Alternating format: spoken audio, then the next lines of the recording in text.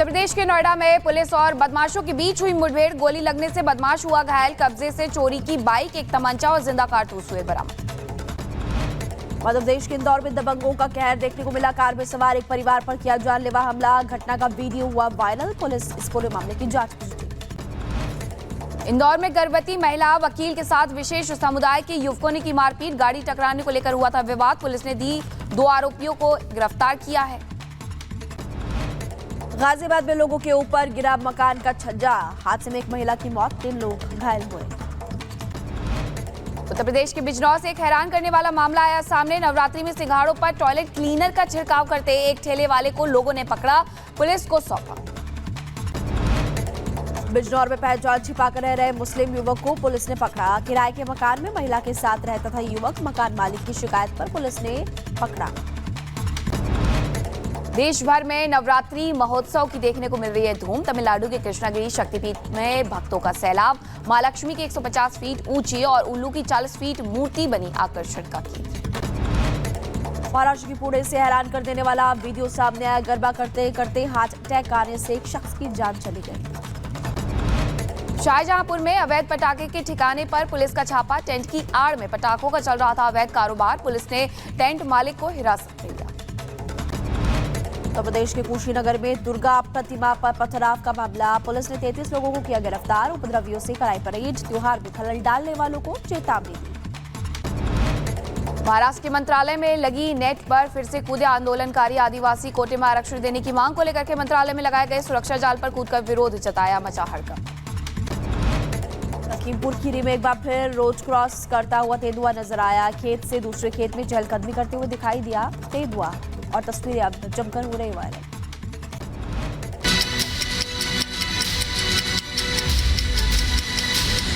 Exit polls जो कह रहे थे उसके उलट बीजेपी ने न केवल झंडा गाड़ा बल्कि हैट्रिक भी लगा दी, जो कि अपने आप में एक इतिहास कायम कर दिया है।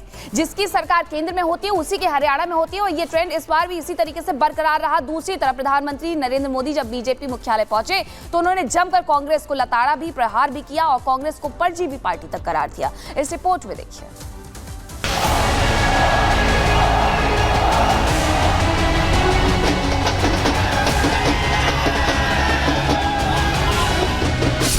हरियाणा के दंगल में बीजेपी ने लठ गाड़ दिए।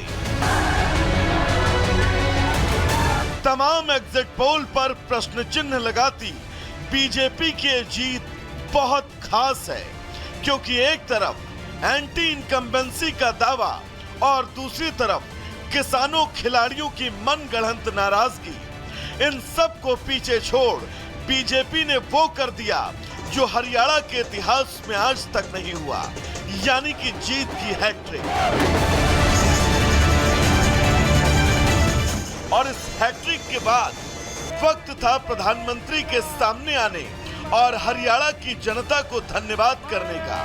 सूरज ढलते ही हरियाणा में तीसरी बार जीत का सूर्योदय करने के बाद प्रधानमंत्री मंच पर पहुंचे और जनता का धन्यवाद किया। हरियाणा में तीसरी बार लगातार कमल खिला है। गीता की धरती पर सत्य की जीत हुई है। गीता की धरती पर विकास की जीत हुई है। गीता की धरती पर सुशासन की जीत हुई है। हर जाति, हर वर्ग के लोगों ने हमें वोट दिया है। गीता की धरती पर सत्य की जीत की आवाज बुलंद करने के बाद प्रधानमंत्री ने कांग्रेस को जमकर धोया। यहां तक कि मोदी ने कांग्रेस को परजीवी तक कह डाला। कांग्रेस आज पूरी तरह परजीवी पार्टी बन गई है। यहां हरियाणा में कांग्रेस परजीवी बनकर किसी के साथ नहीं थी, अकेली थी, तो उसे करारी हार मिली। जम्मू कश्मीर में उसकी सहयोगी पार्टी डर के मारे पहले से कही कह रही थी कि कांग्रेस की वजह से उसे नुकसान हो रहा है। नतीजों में भी वही दिखा है। लोकसभा में कांग्रेस जितनी सीटें जीती, उनमें आधी से ज्यादा सीटें वो अपने सहयोगियों की वजह से जीती है। प्रधानमंत्री यहीं नहीं रुके, उन्होंने कांग्रेस को ये तक कह दिया कि कांग्रेस अपनी सहयोगी पार्टियों को निगल जाती है। जहां सहयोगियों ने कांग्रेस पर भरोसा किया, वहां उन सहयोगियों की ही नैया डूब गई। कई राज्यों में कांग्रेस के खराब प्रदर्शन का खामियाजा उसकी सहयोगी पार्टियों को उठाना पड़ा। कांग्रेस ऐसी परजीवी पार्टी है जो अपने सहयोगियों को ही निगल जाती है। प्रधानमंत्री ने हरियाणा के विकास का वादा भी जनता को दिया। पीएम ने कहा कि आने वाले साल में हरियाणा और तेजी के साथ आगे बढ़ेगा और इसकी गारंटी मैं खुद लेता हूं।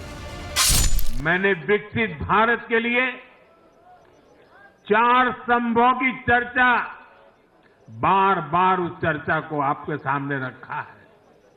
ये 4 स्तंभ किसान, युवा, महिलाएं और गरीब। जम्मू कश्मीर हो या हरियाणा, हम विकास को इन्हीं 4 धाराओं के 4 स्तंभों के बलबूते पर देश को विकसित भारत बनाने की दिशा में आगे बढ़ रहा है। इनको सशक्त करना ही भाजपा की प्राथमिकता है। प्रधानमंत्री ने मंच से कांग्रेस पर जमकर हमला बोला, क्योंकि चुनावी नतीजों और एग्जिट पोल में कांग्रेस को बढ़त मिलती देख कांग्रेस के तमाम नेता अति आत्मविश्वास में थे और उनके खेमे में तो अंदर खाने मुख्यमंत्री बनने तक के लिए कश्मकश शुरू हो चुकी थी। लेकिन हरियाणा की जनता को तो कुछ और ही मंजूर था और ये सब कांग्रेस के लिए बस ख्याली पुलाव साबित हुआ। Bureau report, Republic Bharat. तो बाजी पलटी और भारतीय जनता पार्टी की जीत हुई, लेकिन आपको बताते हैं किसका कितना स्ट्राइक रेट रहा। सबसे पहले बात करेंगे प्रधानमंत्री नरेंद्र मोदी की। प्रचार की आप 4 सीटों पर जीत देखिए, 3 सीटों पर मिली 75% स्ट्राइक रेट प्रधानमंत्री नरेंद्र मोदी का रहा। और इसके अलावा अगर बात करें योगी आदित्यनाथ, सीएम योगी आदित्यनाथ भी आए थे प्रचार के लिए, 20 सीटों पर प्रचार किया और जीत मिली टोटल 12 सीटों पर। इनका 60% स्ट्राइक रेट है। राहुल गांधी की भी बात कर लेते हैं। चलिए देखिए, राहुल गांधी का आंकड़ा आपको बता रहे हैं। प्रचार किया 20 सीटों पर, सिर्फ और सिर्फ जीत 6 सीटों पर मिली। इनका स्ट्राइक रेट 30%, 30% रहा। तो ये आपको बता रहे हैं कि प्रधानमंत्री नरेंद्र मोदी हो, सीएम योगी आदित्यनाथ हो, राहुल गांधी हो, तीनों का स्ट्राइक रेट क्या है और इसके अलावा कितनी सीटों पर प्रचार किया था, ये भी हमने आपको बताया। और बात करेंगे जलेबी की, क्योंकि जलेबी चुनावों में खूब वायरल हुई और जब जीत हो गई तो उसके बाद तो और ज्यादा वायरल हो रही है। लेकिन आखिर वजह क्या है कि जीत के लड्डू छोड़ करके बीजेपी के कार्यकर्ता जीत की जलेबी बांट रहे हैं? देखिए।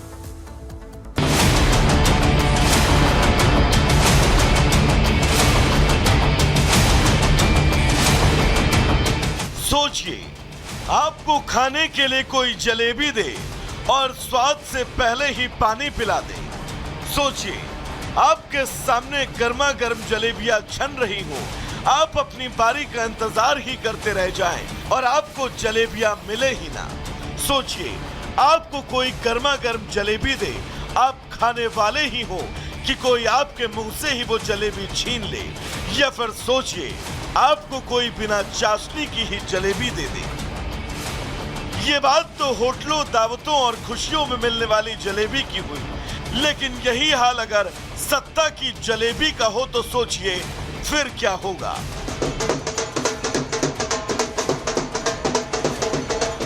सत्ता की चाशनी में सनी गर्मा गर्म जलेबी के मुंह तक आकर छिन जाने का दर्द अगर आपको किसी से पूछना हो तो हरियाणा कांग्रेस के किसी भी नेता को रोक कर पूछिए, वो आपको इस दर्द से परिचित करवा देगा। और ये सत्ता की चाशनी युक्त जलेबी जिसके हिस्से आई, अब उससे उसका भी स्वाद सुनिए। ये जो जलेबी का अंदाज लेकर के बैठे थे वो उनको खाने को नसीब नहीं हुई।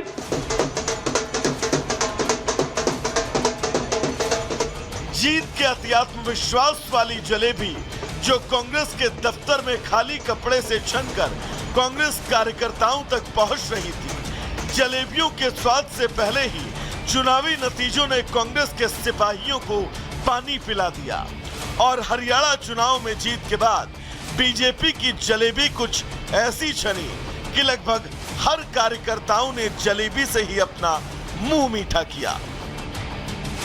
और यही वादा भी हरियाणा के सीएम ने जनता से बीती सुबह पहले ही कर दिया था। मेरे गोहाना की जलेबी पूरे देश में मशहूर है, वो आपको खिलाऊंगा। जब मोदी जी का आशीर्वाद सिर पर हो, अमित शाह जी का आशीर्वाद सिर पर हो और हमारे जगत प्रकाश नड्डा जी का आशीर्वाद सिर पर हो और जब ठाकुर राजनाथ सिंह जी का आशीर्वाद सिर पर हो, मनोहर लाल जी का आशीर्वाद सिर पर हो, तो फिर दिक्कत नहीं आती, फिर हम आगे बढ़ाएं। गोहाना की जलेबी का वादा करने वाले राहुल का ये बयान हरियाणा में बीजेपी की जीत के बाद कुछ ऐसा छाया कि लोग जीत के लड्डू भूल जीत की जलेबी का स्वाद चखते नजर आए और इस जलेबी से अब कांग्रेस को मिर्ची लगना तय है। Bureau report, Republic Bharat.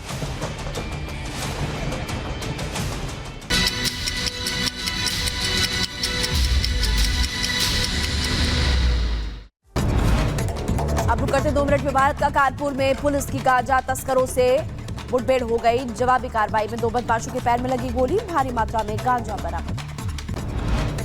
Uttar Pradesh के नोएडा में